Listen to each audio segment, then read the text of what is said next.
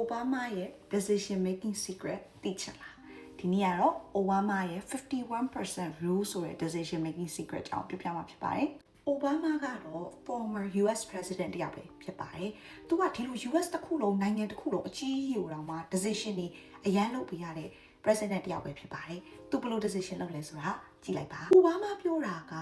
တစ်ခါတလေမှာ perfect decision ဆိုတာမရှိပါဘူး။အရေးကြီးတာကတော့51% confident ဖြစ်ပြီးတော့သိကြတယ်ဆိုလို့ရှိရင် action ယူဖို့အရေးကြီးပါတယ်။သူ့ရဲ့ဆုံးဖြတ်ချက်ချတဲ့နီလန် step by step လေးကိုအင်္ဂလိပ်ပြပြပေးပါမယ်။နံပါတ်1ကတော့ကိုကယုံကြည်ထားကမှာကဘယ်တော့မှ perfect decision ဆိုတာရှိမှာမဟုတ်ပါဘူး။ဘယ်တော့မှ outcome အကိုရချင်တဲ့ outcome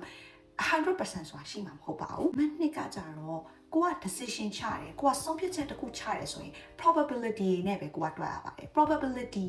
ဆိုတာကတော့ကိုယ့်ရဲ့ chance ကဘယ်လောက်ရှိလဲဆိုတာကိုပြောတာဖြစ်ပါတယ်။probability က51% chance ရပြီးသိကြပြီဆိုလို့ရှိရင်တော့ကိုက confidence ရှိနဲ့ရွေးချယ်လိုက်ပါ။နံပါတ်4ကိုက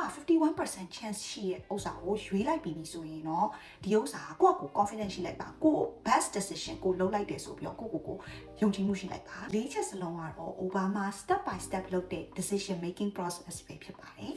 တခါတလေ decision making လုပ်ဖို့အတွက်စောင့်နေအရန်ကြာလို့ရှိရင် opportunity miss ဖြစ်သွားနိုင်တယ်နော်ဒါကြောင့်မလို့ကိုက51% rule ကိုသုံးပြီးတော့51% confident ဖြစ်ပြီဆိုလို့ရှိရင် action ကို go for it